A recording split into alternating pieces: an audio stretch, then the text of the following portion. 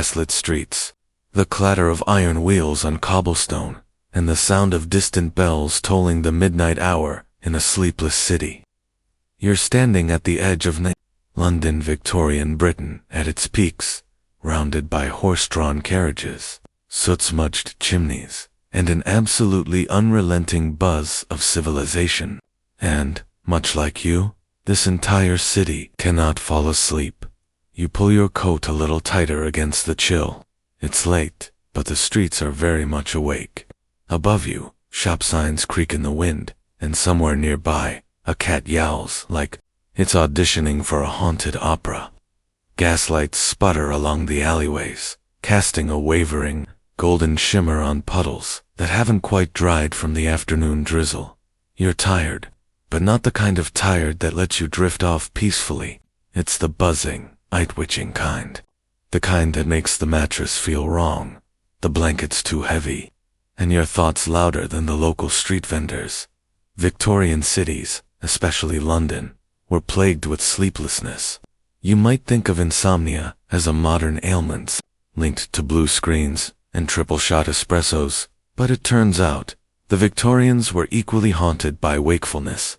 There were no smartphones to blame, but there was plenty of guilt, anxiety, gaslighting, both literal and figurative, and one incredibly judgmental society that believed restlessness was not only inconvenient, it was immoral. So, before you get comfortable, take a moment to like the video and subscribe, but only if you genuinely enjoy what I do here. And hey, drop your location and local time in the comments. I love seeing where and when you're listening from. Bonus points if your city never sleeps. Either now, dim the lights, maybe turn on a fan for that soft background hum, and let's ease into tonight's journey together. You trudge past a newsboy hollering headlines. Queen's speech delayed again. He cries. Londoners demand silence. You doubt either is true, but in this era, shouting in the street passes for breaking news. The gas lamps above flicker with hissing flames, casting shadows that stretch like ghosts across brick facades. Gaslighting, the literal kind, is a marvel of progression, a quiet thief of sleep. Before it, the night was governed by the sun. You went to bed with dusk and woke with dawn. But now, as warm yellow light spills from shop windows and parlor curtains, it's clear. Night no longer belongs to sleep. It belongs to industry, to chatter, to the city's unrelenting thirst for being awake.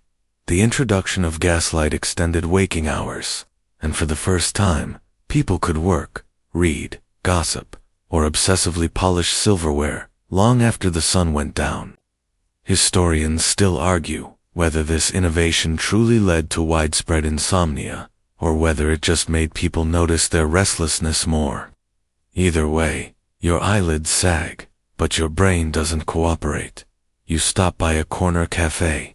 Through the window, silhouettes gesture wildly over tiny porcelain teacups. Tea, once a luxury, is now the Victorian version of cold brews, served black and brisk. Usually around 9 p.m., because what could possibly go wrong with slamming a full pot of caffeinated tannins just before bedtime? Tea is both a comfort and a curse. Doctors of the time warned it could excite the nerves, particularly in women. It was accused of making people fidget, of creating moral laxity, and most horrifically of encouraging lateness. Still, you take a seat, order a cup, and sip. It tastes like regret and bergamot. A gentleman beside you removes his stovepipe hat and slumps with a groan. He's muttering about the trains. You glance toward the foggy station down the block. Another marvel of the era, late-night travel. The Industrial Revolution didn't just build machines, it smashed apart the rhythms of nature. Factory bells now ruled over sunrises. Whistles replaced roosters. You were no longer governed by circadian rhythms, but by timetables and profit. Margins. Your teacup rattles slightly as another carriage clatters past. Sleep, here. You might as well ask the Queen to tuck you in herself. And then there's the sound. It's everywhere. Tick-tick, in your pocket. A fob watch ticks away the hours. Inside every house, clocks tick louder than necessary. Grandfather, clocks, mental clocks, pocket watches, alarm clocks, new and terrifying. The Victorians loved time, obsessed over it. And that ticking. It's not soothing. It's a countdown. To what? No one's quite sure. You walk again, heading toward the residential rows. Through half-open curtains, you catch glimpses of weary-eyed women knitting at midnight, men pacing drawing rooms, candles flickering in restless bedrooms. All over the city, people are tired, but awake. It's not insomnia in the medicalized, pathologized way we think of it today. Something subtler, a disease, a cultural fidget. Why can't this city sleep? Doctors offered answers. Not good ones, but answers. Some claimed it was the pace of modern life. Others blamed poor diet. Many, of course, pointed fingers at female nerves, which seemed to be responsible for absolutely everything, from headaches to revolutions. One gentleman physician declared that a woman who read novels in bed would corrode her faculties. Another insisted that too much ambition could rattle a gentleman's humors to the brink of madness. So basically, ambition and literacy were the real enemies of sleep. Still, you try to get some rest. You lie back on a wooden bench near the river and close your eyes. Big Ben chimes the hour. You count the bongs. Midnight. Again. Sleep refuses to arrive. But don't worry tonight. You're not alone, and it's only going to get weirder from here. You shift slightly on the river bench, the wood groaning beneath you, as if it too is weary, but not quite ready to drift into slumber. Around you, the Thames gurgles softly under the weight of fog, lamplight dancing across its surface like flickering goldfish. The city, technically, is asleep, but only in theory. Truth is, it's not just you. Victorian Britain has a bit of a sleep problem. From the drawing rooms of Chelsea to the coal-warmed parlors of Leeds, people are tossing, turning, pacing, and sighing into their linen pillows. And if you believe the newspapers, which you probably shouldn't, insomnia is reaching epidemic levels. You hear it whispered in shop queues. I barely slept a wink last night, murmurs one matron to another, as if announcing a scandal.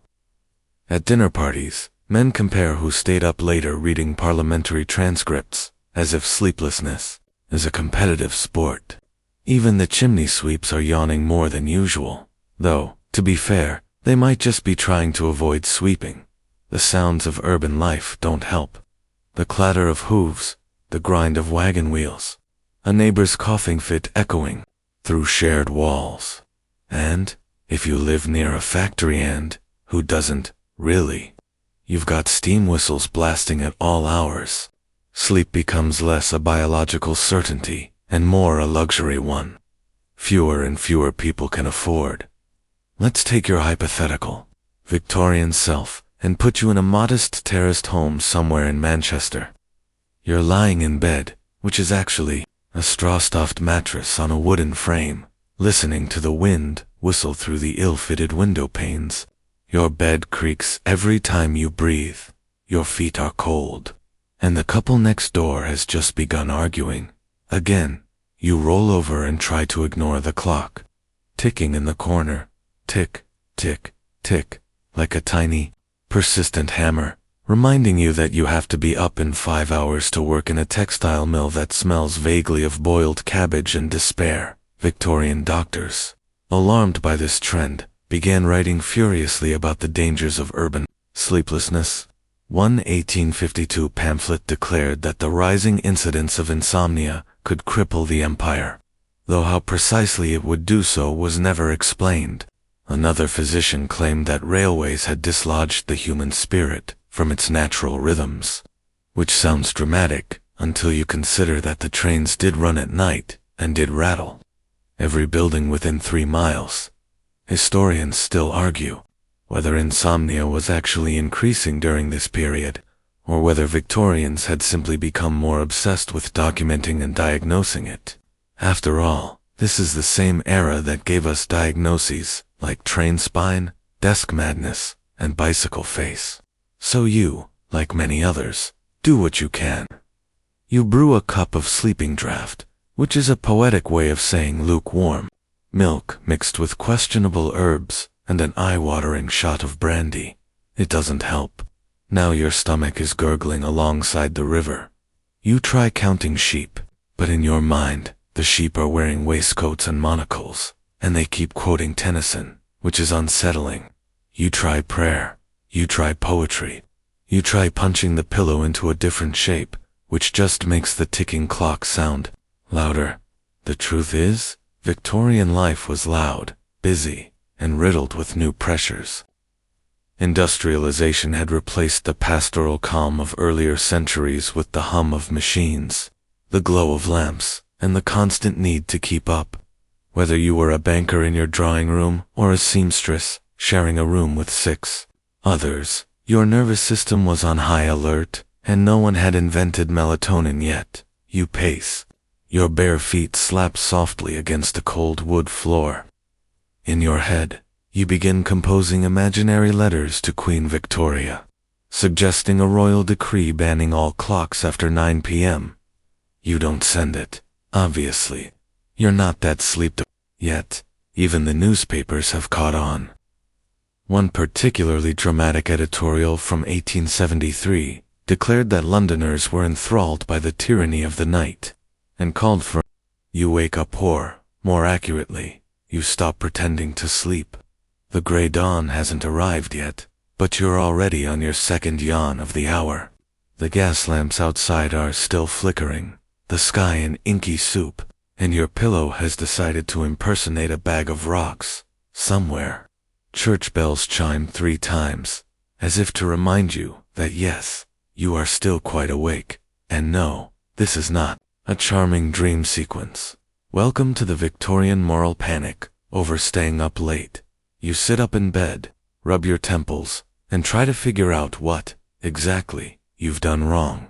Is it the tea, the novels, the sheer act of thinking after dusk? In this era, all 3 might be accused of criminal behavior, at least, according to the medical pamphlets and newspaper sermons pouring out of every major city. The Victorians were deeply concerned about what people did at night. Not just that they were awake, but that they were awake with ideas. Idle minds are the devil's playground, they warned, and idle minds fueled by sensation, novels and hot drinks.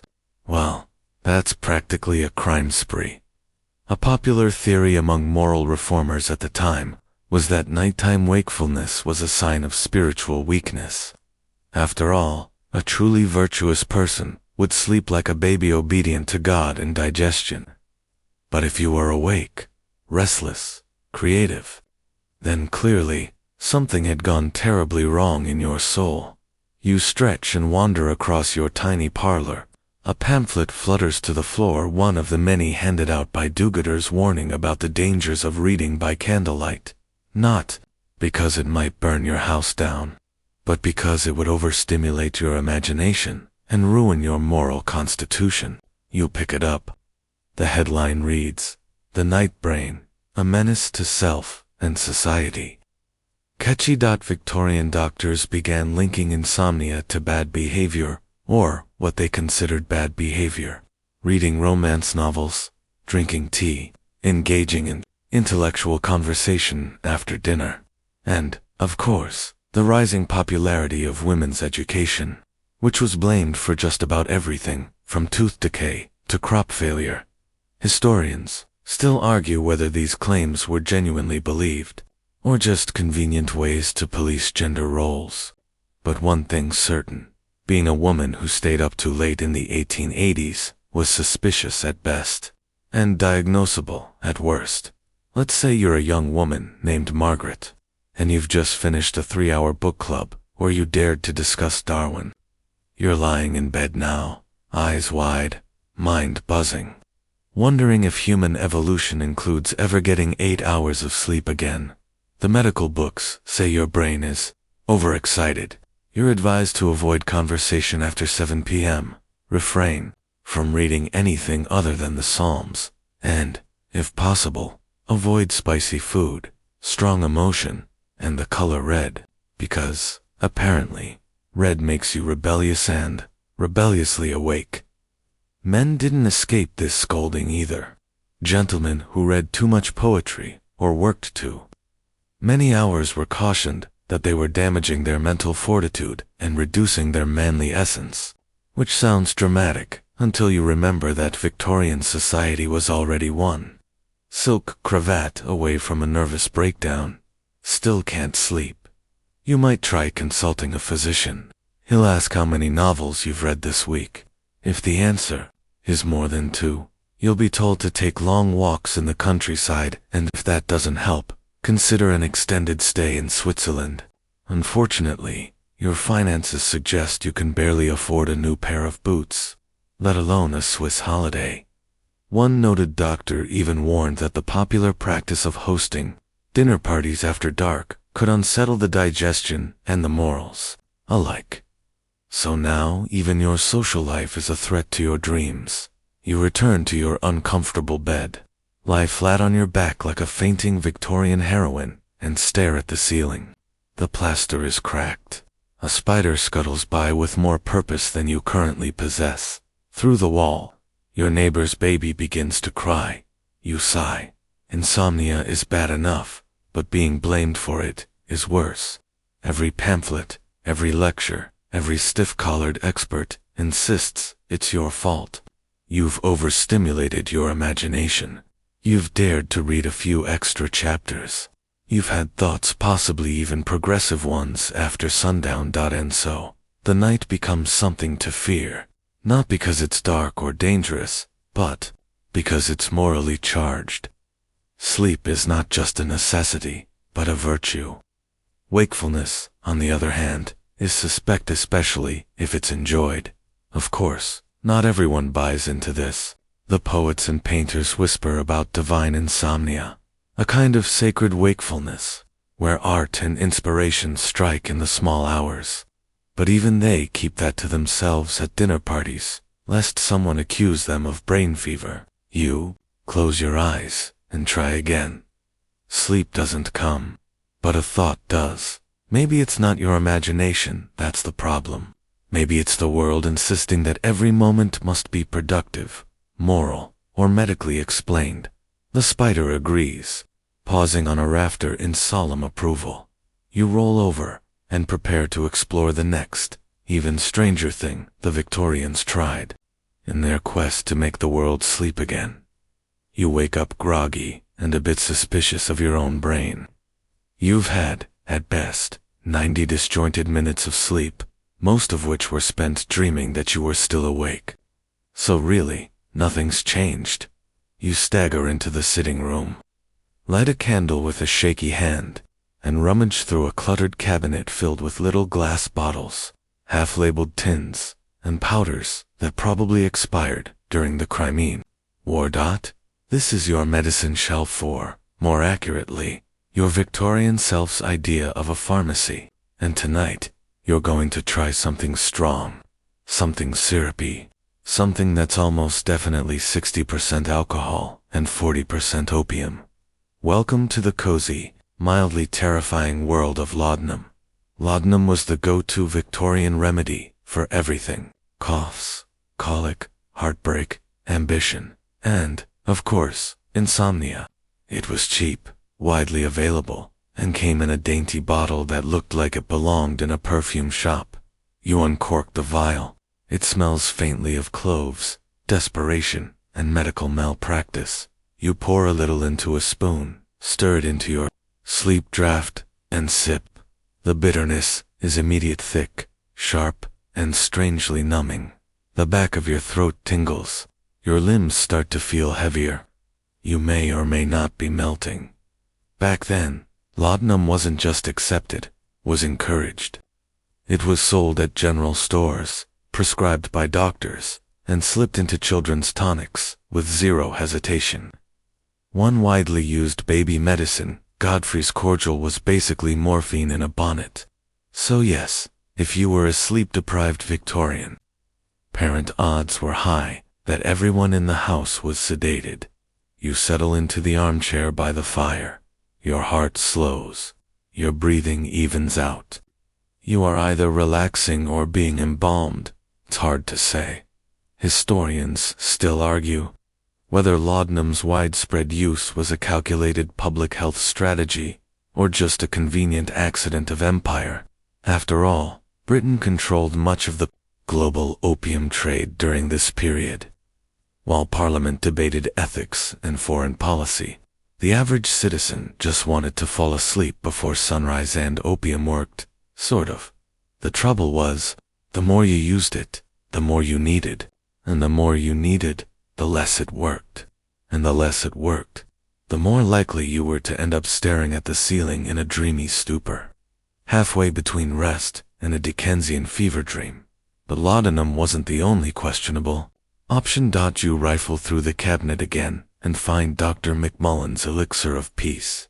Ingredients: alcohol, tincture of valerian, a hint of camphor, and a proprietary calming agent. Translation: we don't know what's in this, but it'll definitely quiet the furniture. You take a sip and immediately regret it. It tastes like someone dissolved a mint in a pint of rubbing alcohol. That doesn't stop you from finishing the dose. It helps a little. Your limbs feel looser. Your thoughts start to slow. But something odd lingers behind your eyes, like your brain is trying to dream while still fully awake. You think about Thomas de Quincey, the British writer who penned Confessions of an English Opium Eater. He described visions of vast processions and phantom-like fears. He also admitted that after long enough, sleep became both impossible and terrifying. De Quincey, by the way, lived well into his 70s, proof that Victorian livers were built from sheer moral willpower and questionable tea. You close your eyes, sink deeper into the chair, and wait. For a moment, you almost forget the gas outside. You almost stop hearing the tick of the mantel clock. You almost fall asleep. Almost then the cat knocks something off the kitchen shelf. You jolt upright, heart hammering, laudanum fog, erased in an instant. So much for that. Still, you don't throw out the bottle. No Victorian would. In fact, many households kept a laudanum stash for decades, tucked behind tea tins and sentimental figurines. It was the era's quiet secret, the thing everyone used, but nobody quite admitted. Even famous figures had their sleep struggles. Charles Dickens, plagued by insomnia, often took long midnight walks through London, covering miles before sunrise. Florence Nightingale, the founder of modern nursing, wrote letters confessing to nights of sleepless dread. Even Queen Victoria, cushioned by silk and ceremony, reportedly struggled to fall asleep after the death of Prince Albert. Sleeplessness, it seems, was the great equalizer. But while laudanum helped some drift into numb dreams, others sought solutions in stranger places, like electricity, and that, dear listener, is where our journey continues next. But for now, let the fog in your mind thicken, let your eyes grow heavy with the weight of syrup and shadows, and you awaken to a faint buzzing in your toes. Not the metaphorical kind, the literal kind. You open one eye and realize you're still in the armchair, the fire now reduced to a few sulky embers. The bottle of laudanum sits quietly on the mantel, as if politely, pretending it had nothing to do with the strange tingling now coursing through your lower half. You glance down, and remember, you're wearing your new electric slippers. Welcome to the golden age of Victorian sleep gadgets, a world where science, charlatanism, and sheer desperation collide with softly humming results. The slippers, according to the advertisement that came wrapped in your newspaper, are lined with galvanic fibers, meaning wires, tiny ones. They're attached to a small, buzzing battery, the size of a plum, that sits rather uncomfortably near your ankle. The idea is simple. Stimulate the nervous system just enough to make it tired, like gently shocking yourself into relaxation. Does it work? Well, your foot is asleep. That's something. Victorians, newly obsessed with electricity, were determined to use it for everything, especially things they didn't understand, like sleep. You could buy electric blankets, electric combs, even electric corsets, a whole different issue, but the most popular device was the electrical massage chair, a large, squeaky throne equipped with gears, coils, and something that resembled a crank-operated cat. You visited one last week at a friend's home. You sat down gingerly, flipped the switch, and were immediately jostled by a series of thuds and whirs. It sounded like a lawnmower and felt like a friendly earthquake. The host beamed. "Relaxes the spine," she chirped. You couldn't hear her over the vibrating armrests. Historians still argue whether Victorians genuinely believed in the curative power of these gadgets or simply enjoyed the novelty, but the fact remains they were everywhere. Patent offices churned out sleep invention filings like bedtime fairy tales, each one more hopeful and hazardous than the last dot. Take, for example, the somnodynamic helmet. This gem claimed to harmonize cerebral oscillations by placing a small bell and 2 iron prongs over your temples. One pull of the cord and you'd be gently lulled to sleep, assuming you didn't knock yourself unconscious with the mechanism first. There were sleep cages, which were less terrifying than they sound, but only slightly. A sort of metal frame you fitted over your pillow to keep your head at a scientifically approved angle. It looked like something invented by a particularly tired blacksmith. And let's not forget the insomnia harmonica, which made soft, humming tones that promised to massage your brainwaves into slumber. It mostly made your spouse move into the guest bedroom. You sip water from a chipped glass and contemplate the peculiar fact that some of these inventions actually did help people sleep, not because they worked, necessarily, but because they offered a sense of control.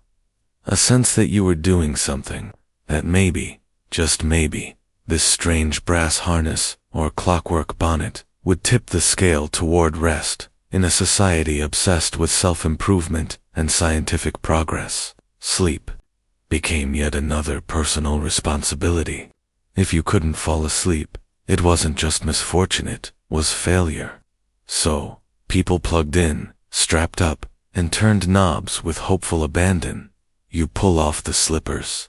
Your toes tingle, unsure whether to thank you or file a formal complaint, and yet, part of you is tempted. There's a new device at the chemist's, the pneumatic sleep regulator, which involves a rubber mouthpiece, a bellows, and something described as optional peppermint mist. You've already written it down for later. But not everyone had access to these gadget-filled wonders.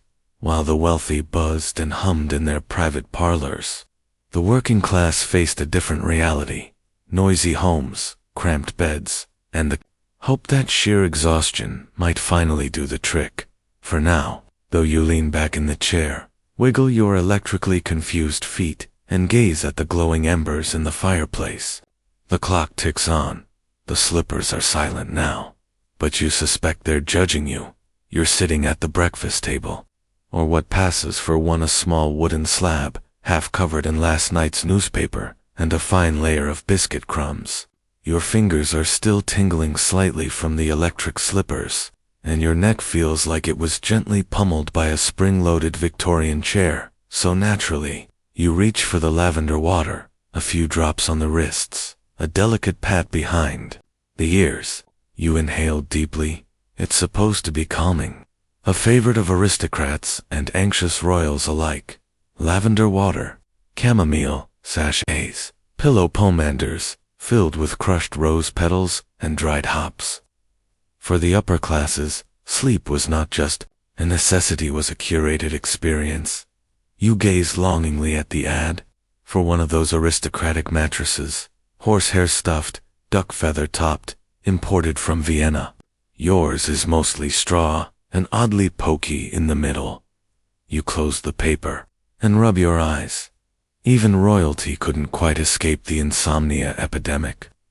Queen Victoria herself was rumored to suffer from frequent sleeplessness, especially after Prince Albert's death. Royal doctors advised her to take long carriage rides, avoid political documents after 5 p.m., and, when all else failed, apply linseed poultices to the forehead, which sounds comforting until you imagine the mess it left on the crown pillows. Up the social ladder you go to the drawing rooms of the aristocracy.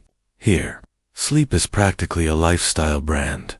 The wealthy are experimenting with all the newest remedies. Opium pastilles served on silver trays, mattresses filled with Icelandic moss, imported Turkish towels to regulate nighttime sweat, and of course, lavender everything.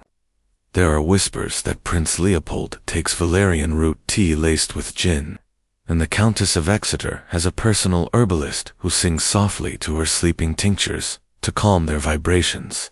Historians still argue whether this sleep-focused opulence stemmed from genuine affliction or performative self-care. Either way, it made being tired seem oddly fashionable. You remember visiting your cousin's estate last winter. His wife proudly gave you a tour of her sleep suite, a sunroom converted into a private retreat with white muslin curtains, pink Himalayan salt lamps, yes, even then, and a collection of monogrammed nightcaps. You tried not to be jealous. You failed. The aristocracy also employed sleep specialists, doctors who made house calls to diagnose the restless nerves and prescribe rest. Their treatments included drinking warmed milk infused with crushed lettuce seeds, lying on one side while counting backward from 1,000 in Greek, applying mustard poultices to the soles of the feet, not reading anything excitable, which included most poetry and anything French. One nobleman famously had a special bed constructed that swayed gently like a ship. It made him seasick, but at least he stopped worrying about his taxes. Then there's the bedding itself, lavish, layered, and alarmingly flammable. Lace-trimmed pillowcases, quilted counterpane, stuffed with goose down and secrets, bolsters as long as a corgi. People believed the arrangement of pillows could influence dreams. Some even tied satin ribbons around their wrists to encourage gentle slumber thoughts. You, naturally, have none of these things. Your pillow has been folded in half and slightly resembles a flour sack. Your blanket has a suspicious patch that may or may not be moth-related. Still, you mimic what you can. You light a lavender candle. You drink your watery valerian tea. You avoid Dickens after dark, and for one brief, shimmering moment, you feel like a Duchess of Dreams, floating gently toward the stars. Then your downstairs neighbor sneezes violently and knocks over a chair. You're back on Earth. Sleep remains just out of reach, and so, the wealthy keep chasing it with luxury, while the rest of the city relies on exhaustion, prayer, or strategically placed wads of wax in the ears. But no matter how plush the pillow, no matter how rare the bomb sleep it seems, is still very much a gamble. You lie back down, draw the scratchy blanket to your chin, and stare up at the ceiling. Once more, the flicker of candlelight dances across the walls, and somewhere, in a palace not so far away, a queen stares at the same shadows and wonders if she dreamed tonight. You wake up not because you're rested, but because you're not entirely sure you ever slept. The candle's gone out. The air feels heavier, like it's holding its breath, and the only thing louder than the ticking of your neighbor's clock is the creaking of your floorboards as you shuffle across the room in socks that have lost their will to be symmetrical. Today, you've been given a rare opportunity. A friend has secured you a visit to one of the city's newer rest institutions, a quiet corner of medical curiosity where sleeplessness is studied like an ancient riddle. Officially, it's called the Bedlam Extension Wing for nervous conditions. Less officially, it's where the sleepless end up when everything else fails. You wrap your coat tightly, step into the fog, and board a cramped horse-drawn omnibus. The air smells of coal and cabbage. You try to sleep against the window. You fail. By late morning, you arrive. It's not as terrifying as you expected. The new wing of the asylum has crisp white walls, polished brass railings, and a faint scent of carbolic soap. Patients here aren't raving or chained. They're mostly pacing, blinking, or staring at indoor ferns like the ferns have told them something important. You're shown to the patient wing by a nurse with a very stern bun. The hallway is eerily silent except for the occasional soft muttering words, like whisper powder and time spiders. You decide not to ask.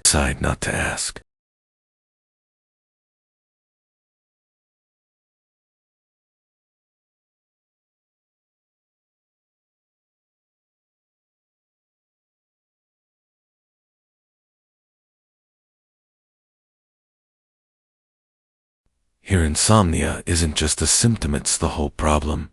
Doctors are fascinated. These patients, after all, aren't mad in the classical sense. They're just awake all the time, stuck in a kind of dreamy limbo. They're given room-darkening drapes, special diets, mostly stewed prunes, and endless questionnaire. What were you thinking before failing to sleep? Rate your current level of spiritual regret. Do you hear bells, or only imagine them? You sit in on a consultation. A gentleman with dark circles the size of Victorian pennies sits nervously beside his physician, who's taking notes with the intensity of a court stenographer. Still no sleep? The doctor asks gently. None, replies the patient. I tried counting sheep. I tried subtracting sheep. I even wrote poetry about sheep. The sheep and I are on first-name terms. The doctor nods and prescribes something called sleep isolation. This treatment involves placing the patient in a perfectly quiet room with a heavy wool blanket, one candle, and crucially no books, no clocks, and absolutely no conversation. If that doesn't work, there's always the fallback, bedbound. Silence for 23 hours a day, punctuated by supervised staring out the window. Historians still argue whether such treatments were humane or simply well-mannered confinement, but for the era, this was progressive. Unlike earlier asylums, where sleeplessness might be punished or ignored, here it was considered worthy of study. You speak with a young nurse, soft-voiced, slightly exasperated. They pace all night, she says.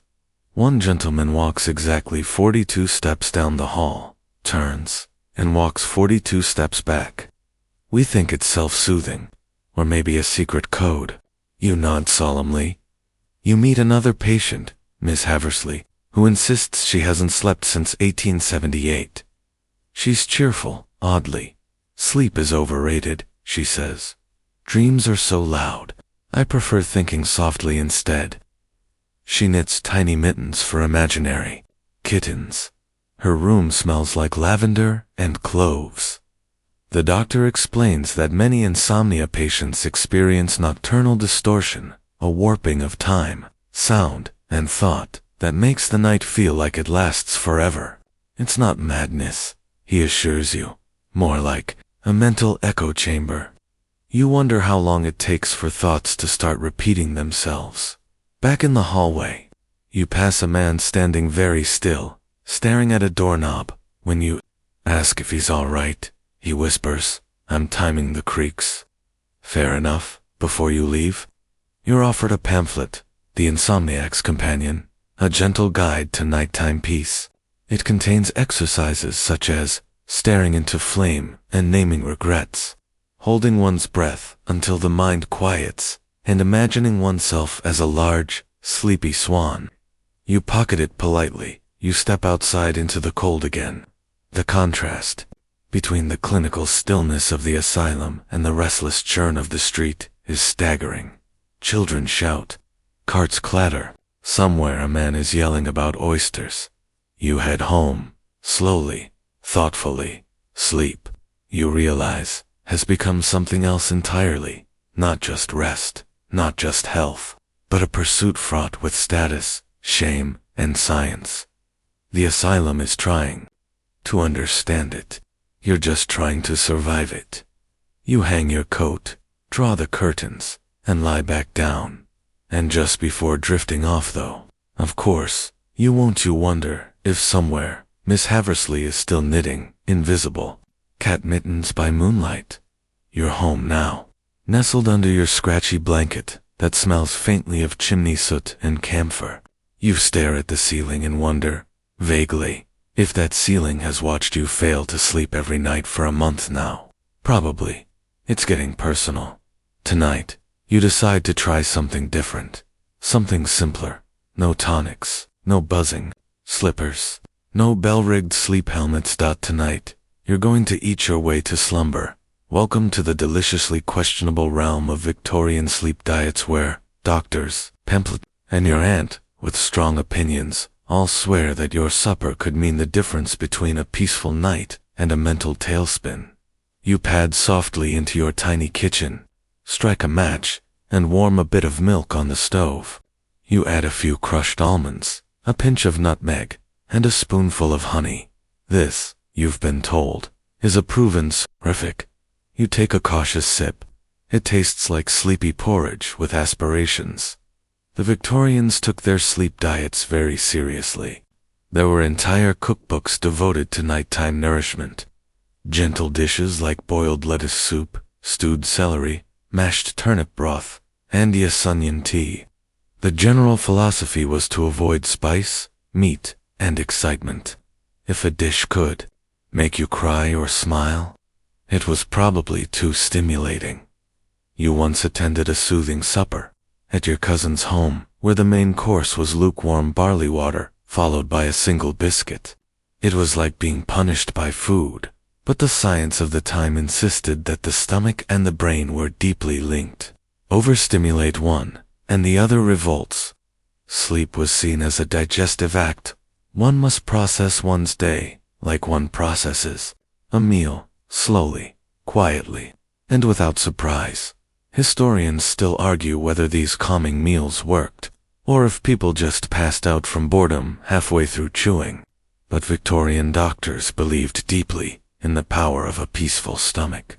They warned that hasty meals and hasty thoughts both ferment through the night, which sounds poetic, until you're left with indigestion and insomnia. You finish your almond milk and rifle through the cupboard. A small box of Dr. Todd's slumber biscuits winks at you. You try one. It's dry, strangely sour, and tastes like someone tried to bake a philosophy essay. But the box promises rest, so you chew diligently. Sleepy foods became a minor obsession. Households swore by their own combinations. Chamomile with oatcakes, mashed potato with caraway, gooseberry, cordial with something called quieting custard. Recipes pass through generations, like bedtime rituals each, one designed to cradle the mind with carbs. Not all advice was edible though. One handbook insisted you chew your last bite of food exactly 96 times to predigest the nutrients and soften the nerves. You tried it once with a carrot and lost interest somewhere around chew 60-3. Of course, the working class had their own sleep diets, more practical, less poetic. A piece of dry bread dipped in weak broth, a mug of warm beer, if you were lucky. For many, supper wasn't about inducing sleep. It was just about having something before facing another restless night. You sit back down, tummy full of warm dairy, and look at the list you scribbled earlier. Try lettuce soup. Avoid pepper. Chew more. No oranges. Yes, oranges were considered dangerous at bedtime, too acidic, too exciting, and, apparently, frivolous. One writer claimed that eating citrus after 6 p.m. was akin to shouting into your own dreams. You light a candle, open your window a crack for fresh air, a controversial move, and lie down once more. Your body feels heavier now. Maybe it's the biscuit. Maybe it's placebo. Maybe you've just given up. The city outside has quieted a little. A carriage rolls by softly. A dog barks once, then nothing. Even the gas lamp across the street seems to dim in solidarity. Your belly is warm. Your limbs have stopped buzzing. Your eyes flutter, then open, then flutter again. You think, just for a moment, that this might actually be the night. but just in case it isn't, there's a pot of celery soup chilling on the WINDOWSILL, and Dr. Todd's got 4 more biscuits waiting. The clock on the mantel strikes midnight, not in a dramatic, thunderclap kind of way, but with a faint, slightly apologetic ting, as if even it is tired of reminding you that you're still awake. You turn onto your side, tangle the blanket around one leg like a sleepy toga, and try to clear your mind. No biscuits, no gadgets, just willpower and a well-fluffed pillow. And then, drifting through the cracks in the window frame, comes the sound of humming. Soft, low, familiar. You sit up. There it is again. It's your neighbor, old Mrs. Wardlow, the midwife from 2 doors down, humming an old folk tune as she shuffles about in her slippers. She's always been up late, always working, always humming. You listen as the melody floats through the walls, gentle, wordless, oddly comforting. It reminds you, before pills, potions, or patent elixirs, people turned to stories and rituals to invite sleep. Welcome to the ancient art of Victorian bedtime superstitions, those whispered beliefs and time-worn habits that came not from doctors, but from grandmothers, neighbors, and old wives who never needed a medical degree to know when someone needed a hot brick and a prayer. You close your eyes and think back. As a child, your aunt used to burn rosemary in the corners of the room. Keeps the dreams sweet, she said. She also insisted on turning your shoes upside down under the bed to keep nightmares from finding the toes, and called for an official hour of national rest. It didn't catch on, mostly because the these weren't just silly habits, they were serious business. Across Britain, people tucked sprigs of lavender under pillows, tied blue ribbons around bedposts to ward off insomnia goblins, yes, really, and even whispered rhymes before lying down. Sleep soft, sleep sound, let no bad dreams come around. One Lancashire tradition called for placing an iron key under the pillow to unlock the gates of restful thought. Another instructed you to draw a cross with your finger on your forehead after your final blink, but before the second yawn. Timing was everything. Historians still argue whether these superstitions were remnants of older, pagan traditions or simply comforting placebo. But in the glow of a single candle, with shadows dancing on your walls, they feel more powerful than any prescription. You get up, pad quietly to the cupboard, and pull out an old muslin pouch, forgotten until now. Inside, dried lavender rose, petals, and a faint whiff of the past. You slip it under your pillow, just like your aunt used to do.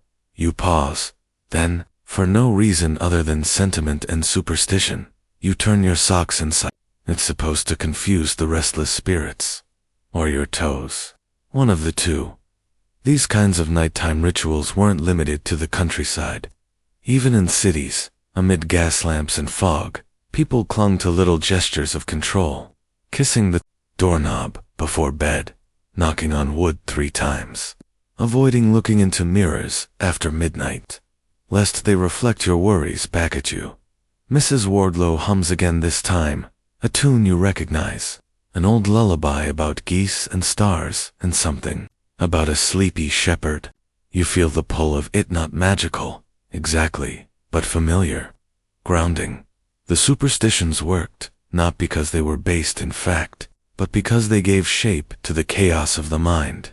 When the world refused to quiet down, you could at least control how you prepared for it. You sit cross-legged on the bed and light a stub of candle. You take 3 deep breaths, trace a little star shape on the palm of your hand, your grandmother's trick, and close your eyes.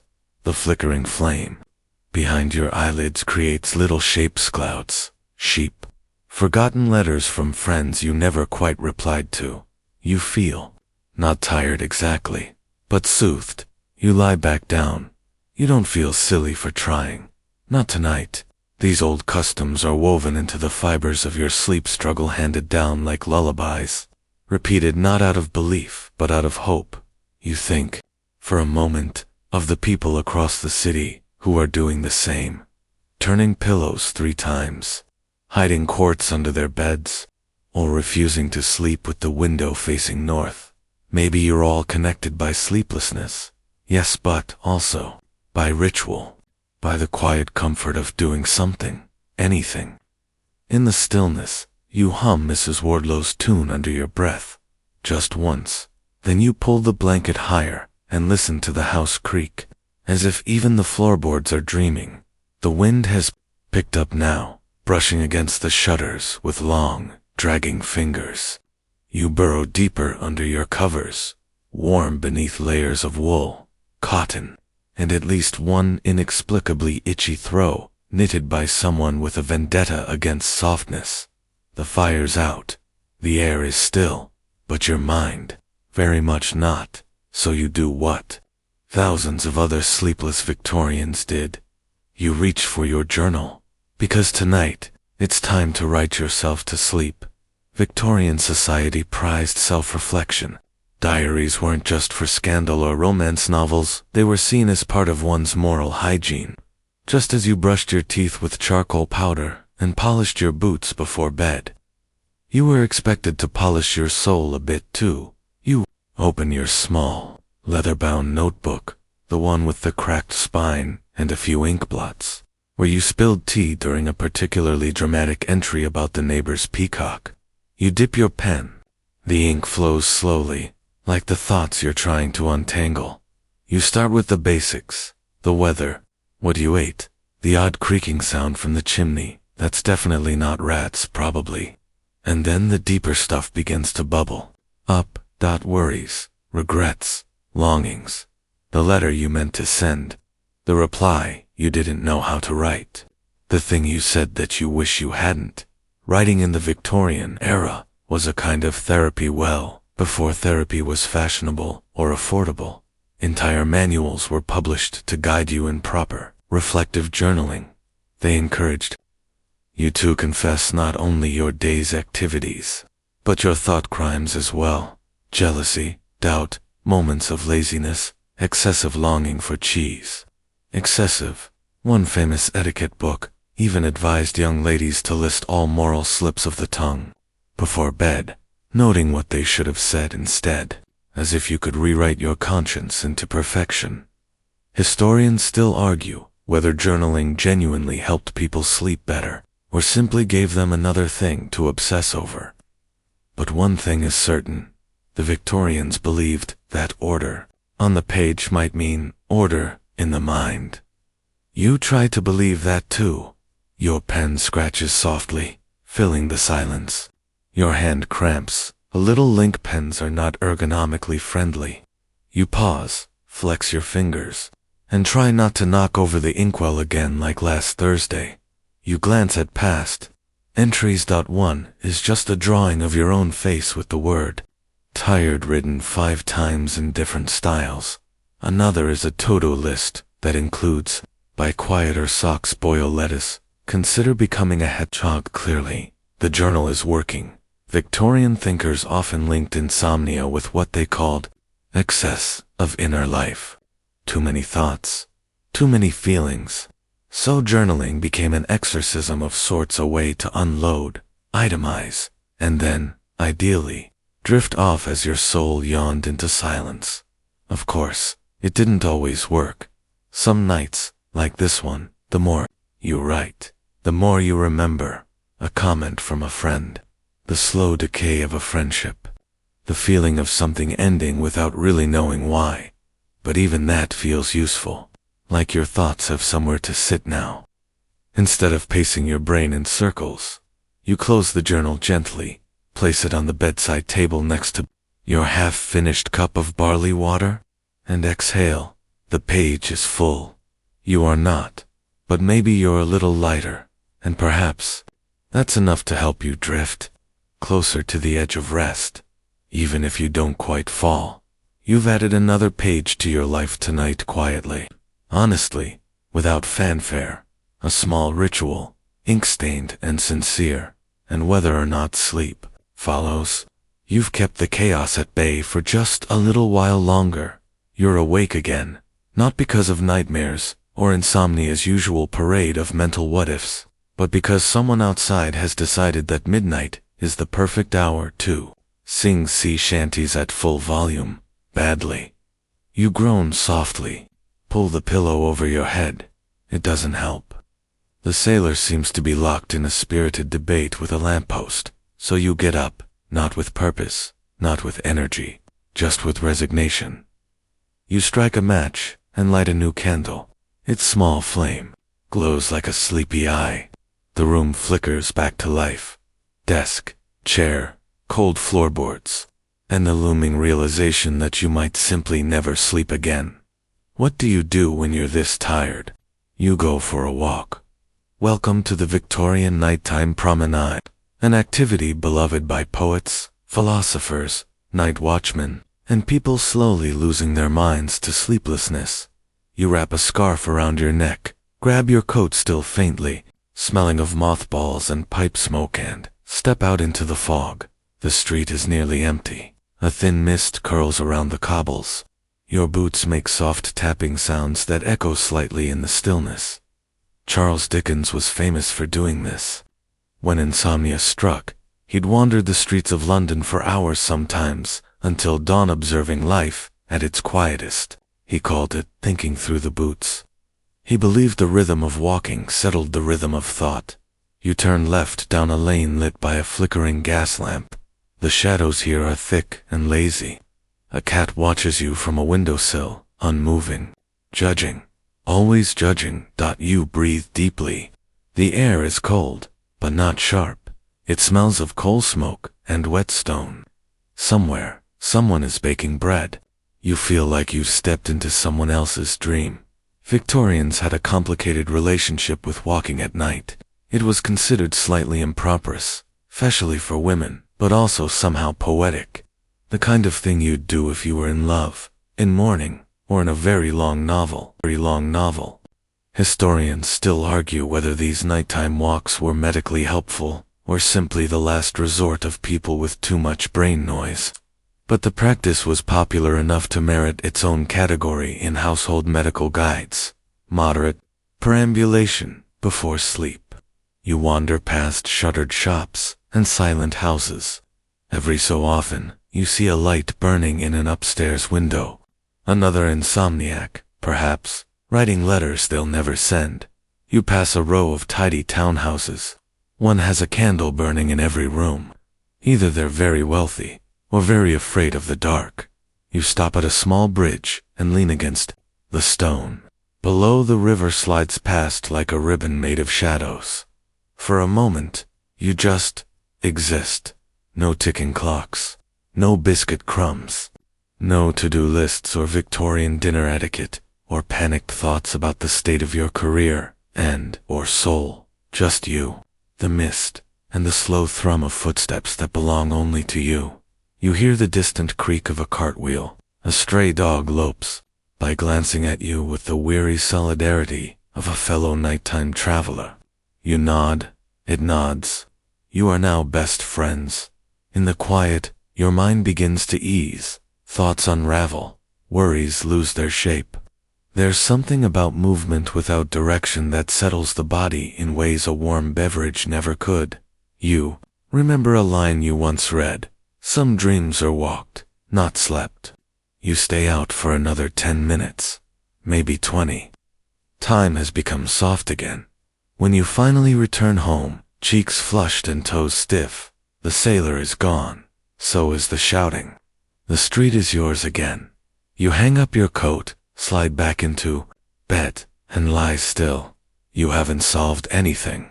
You haven't cured your insomnia, but you walked through it. And sometimes, that's enough. You're back in bed now, curled up like a question mark. The room is quiet. The candle has nearly burned itself out, casting long sleepy shadows that sway with every breath you take. Your body feels slightly looser from the walk. Your thoughts, a little less sharp. But sleep, still elusive. So you reach gently automatic. The final and most ancient cure in your little arsenal. The bedtime story. Not to read, this time, but to remember. Because before there were gadgets, Before there were tinctures and slippers, with wires and powdered lettuce, there were stories, told from one sleepy soul to another, meant not to teach or dazzle, but to soften the edges of the night. You close your eyes and let yourself drift into one you haven't thought of in years. It begins with a tailor, a tired one, naturally. He works by candlelight, stitching coats for people who never thank him, and trousers for gentlemen with names like Bartholomew Featherspoon. Every night he works later, every night he sleeps less, until one evening, his needle bends and his patience snaps. He throws his thimble into the hearth and vows to find the cure for tiredness once and for all. So he sets off into the world with nothing but a pillow tied to his back and a very large flask of tea. You smile to yourself in the dark. This is the kind of tale you grew up with, slightly absurd, wonderfully slow, and entirely lacking in stakes, perfect for bedtime. The tailor walks through meadows that hum with moth wings. He trades stories with night bakers and soup sellers. He's given a blanket made from owl feathers. He meets a witch who sleeps 23 hours a day and tells him, quite reasonably, that he might simply need to stop thinking about sleep so much. Historians still argue whether oral storytelling played a real medical role in Victorian households, or whether it simply filled the hours between supper and slumber. But what's certain is that nearly every family had its own favorites, folk tales with no violence, no mystery, just soft repetition and familiar rhythms. Many were about sleep itself. One popular tale told of a boy who could only sleep if someone sang the same lullaby 22 times, not 20, not 21, exactly 22.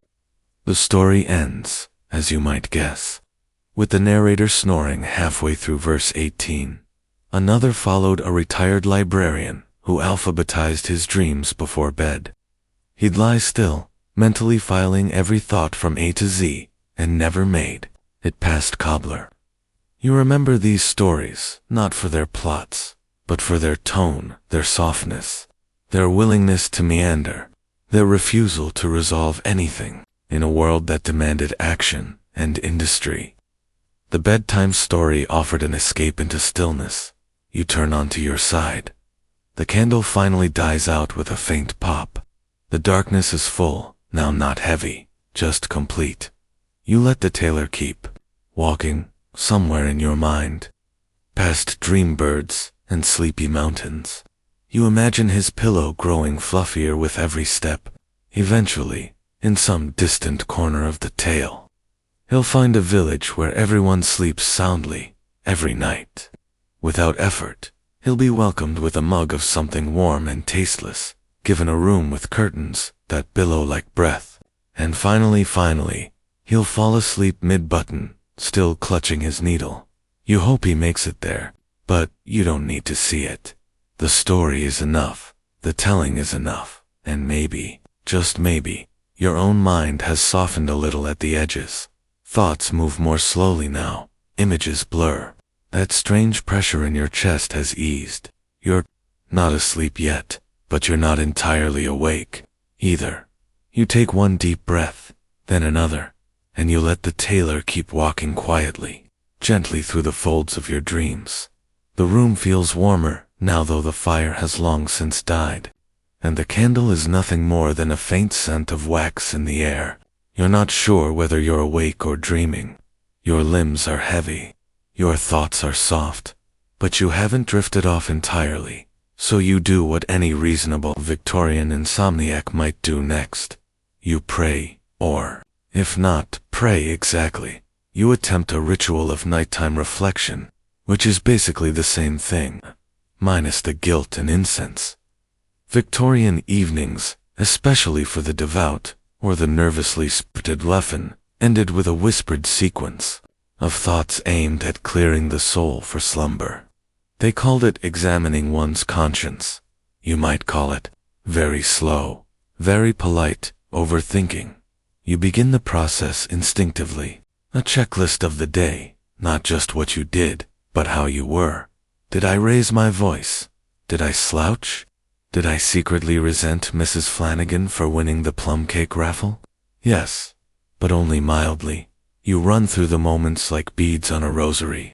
The minor grumbles, the overly long daydream during tea, the time you pretended not to see your neighbor, waving because you were too tired for a conversation about chimney taxes.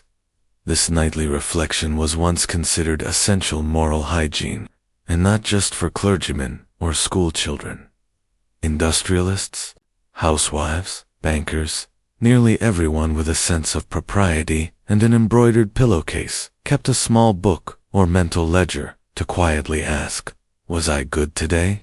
Historians still argue whether this practice soothed or simply stressed its practitioners, but many Victorians insisted it helped them empty the mind before slumber, like washing one's face of thought.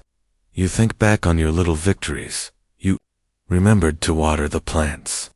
You resisted the urge to purchase a fifth pair of gloves. You didn't interrupt the tailor's story in your mind. You even wrote in your journal with almost no ink smudges. And then you remember the biscuit, the one you ate with no joy, the one that promised rest but delivered heartburn. You consider writing an apology note to your digestive system. Instead, you close your eyes. Not in desperation this time, but in surrender. You reflect, too, on the people in your life. The sleepy ones. The ones who sleep too easily. The ones who claim to sleep like a log, and whom you both envy and suspect of being undercover mythological creatures. You think of people far away across the city, across the world, lying in their beds, performing their own little sleep rituals, fluffing pillows, folding worries, counting backward, lighting incense, praying to gods or memories or silence itself. You breathe in, hold, release that this, too, is a kind of prayer, a whispered hope to the darkness, and just when your mind begins to stir again, you remember something from your childhood, a lullaby, half-dash forgotten, something about a silver boat and a blue cat and a star that never blinked. The tune escapes you, but the rhythm is still there, tucked somewhere behind your ribs. You hum it once, softly, and everything around you, the air, the blanket, the shadow seems to hum in return. You are still, now, not blank, not gone, just still. The thoughts haven't stopped, but they've slowed, like a procession of sleepy monks carrying lanterns through your mind. Maybe sleep isn't the absence of thought, but the gentle sorting of it. You let that idea settle, and you let go of the checklist. Tomorrow will come, with its biscuits and blinking and bells. But tonight is for folding the day into soft corners, tucking it gently beneath your pillow, and saying, quietly, that was enough. The house is utterly still now. Even the walls have stopped creaking, as if they too have grown drowsy. The only sound is the slow exhale of wind against the window pane and the occasional sigh from your own chest as you settle deeper into the mattress. The shape of your body pressed into a nest of cotton, wool, and days gone by. You are not asleep yet, but you are close. And so, tonight, you consider the strangest Victorian invention of all. Not a tonic, not a machine, not even a superstition, but an idea that sleep could be taught. That's right, taught, like penmanship, or embroidery, or fencing, if you were particularly anxious and had access to a gymnasium in the late 1800s. A small but passionate group of physicians and philosophers promoted the belief that sleep was not something that happened to you, but something you could practice, a skill honed through behavior, repetition, and proper thought management. You pulled a blanket up to your chin, because this next part, it's deeply silly and oddly brilliant. Victorian sleep education came in many forms. There were public lectures, pamphlets with names like Rest Without Stimulants and The Night Mind, a manual, and even courses for young ladies that involved bedroom deportment and correct postures of serenity. You're not making this up. One popular sleep course insisted that proper sleep required a specific set of evening gestures, including a final arm stretch, described as swan-like, reaching no use of words longer than 2 syllables past. 8 p.m., a 12-step descent, from full consciousness to dream readiness, involving yawning exercises and visual silence which, yes, is exactly as confusing as it sounds. You stifle a laugh in the dark. Apparently, even dreaming was thought to be improvable. Dream direction was a hot topic in certain circles, where intellectuals attempted to steer their dreams using mental cue cards. Historians still argue whether these techniques were proto-psychology or just very determined nonsense. But some of the practices do feel familiar.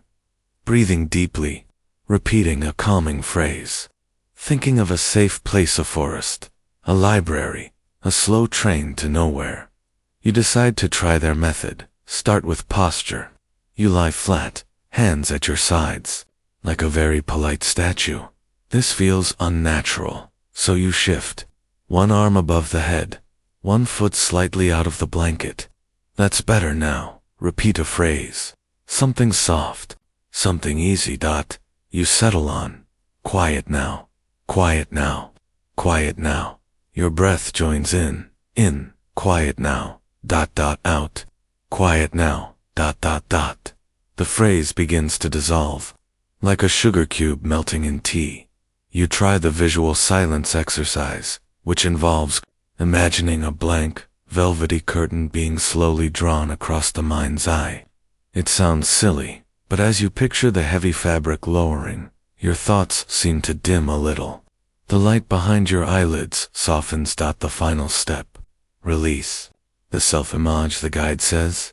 You let go of your name, your errands, your identity as a sleepless Victorian person with too many teacups and not enough hours. Now you are just awareness, noticing, floating, practicing sleep. Like a slow-motion dance, you're learning by instinct. You think, suddenly, of all the other sleepless people in the world, those lying in quiet rooms, trying new techniques, whispering nonsense phrases, breathing deeply, hoping. It's strange to imagine sleep as a shared pursuit, not a private failure, but a collective effort. All of you, across cities and centuries, gently teaching yourselves to rest. You smile. Barely. You try the phrase again, just once more. Quiet now. And this time, you mean it. The air in the room has cooled slightly. The blanket warms in response. The world is no longer quite so demanding. The darkness is not empty. It's full of softness, possibility, gentle forgetting. You do not know if you're dreaming yet, but you're ready. Your breath is slow now. Long, easy inhales, followed by warm, drifting exhales that fog slightly in the dark. Even the air in the room has settled, as if it too has grown drowsy. You lie on your back, half swaddled by your blanket, limbs loose and unconcerned, as the world outside slips into silence. And now, finally, we reach the strangest, most oddly charming part of Victorian sleep culture. No gadgets, no tonics, storytelling rituals, or whispered prayers. Just the humble, peculiar, and quietly glorious world of bedroom architecture. Yes, that's right, how the room was arranged. Because to a certain breed of Victorian thinker, the secret to good sleep wasn't what you drank or thought about, but how your room behaved. You turn your head slowly, eyes half-lidded, and imagine your surroundings with fresh curiosity. The Victorians had strong opinions on sleep environments. Everything mattered. The direction your bed faced, the angle of the window, the distance between your headboard and the fireplace. And don't even think about placing a mirror opposite the bed list. Your dreams bounce back at you all night. One popular guidebook advised that no fewer than 3 fresh plants should be in the sleep chamber, ideally ferns or geraniums, because they absorbed noxious humors during the night. Another insisted the wallpaper be in muted shades of green or blue to promote slumberous associations. You blink lazily at the dark outline of your own walls. Faded cream with a smudge near the ceiling that you've never identified. Probably not the ideal shade for peace, but tonight, it'll do. The bed itself was a sacred space in Victorian thought, large, wooden, sometimes carved with angels or flowers. It was meant to represent stability and unmoving raft in the strange sea of night. Bed frames were chosen with intention. Slats were spaced for optimal air circulation. Pillows had fill options, horsehair for the firm of neck, goose down for the dream-prone. You recall an absurd article from a magazine once, arguing that too soft a pillow invites moral decay. You chuckled then. You chuckle now. Even the flooring mattered. Thick rugs were encouraged to muffle footfalls of late-night wanderers, both human and otherwise. Creaking floorboards, according to some, disturbed the harmony of nocturnal rest. Historians still argue whether all this environmental theory helped or hindered, but clearly, people took it seriously. Rooms were arranged like dioramas of stillness, of sleep engineering, designed to cradle a restless mind. You stretch one leg, listening as your joints pop softly, like a floorboard that's just giving up. You look at your own room, again really look, through the fog of near sleep, that old wardrobe with one loose hinge, the half-burned candle stub by the window, the threadbare rug that's been there longer than you've lived here. None of it's perfect, but none of it's hostile either.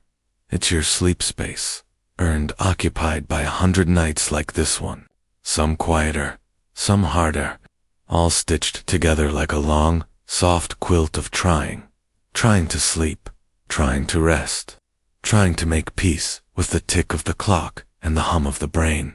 Tonight, you made a nest of sound and story and softness. You wrote a page, walked a street, remembered a tailor, drank a questionable biscuit milk, and somehow, it's all helped.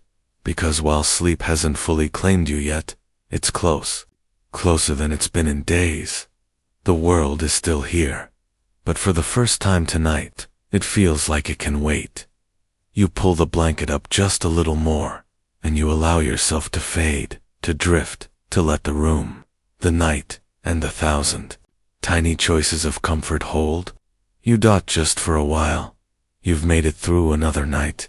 You've done enough. You are enough. And now, wind down 300 words. Let your body grow heavier now. There's nothing more to do. The room around you is quiet, and the story has softened into a whisper. The wind outside has dulled to a hush, and even the memories of the day are tucking themselves in, one by one, fading like ink on old paper. Your breath is steady. You don't need to chase sleep. It's already here, brushing against your mind like the edge of a soft curtain. You don't need to hold your thoughts still. Let them float, drift like slow clouds through a dusk blue sky. Everything that felt tangled before is loosening. The blankets are warm, and the darkness is gentle. The world outside your window is moving slowly now. Even the stars, if they're visible, are blinking more slowly. You're allowed to rest. You're allowed to stop searching. You're allowed to do nothing at all. And when sleep comes, whether now or in a few quiet moments, it will come like a story with no ending. Just a soft middle, gently looping, dream after dream, breath after breath. You've walked through the night, now let the night carry you. And if you're still awake, that's okay too. This story can hold you, again and again and again, until the rest you need arrives, and stays, and stays.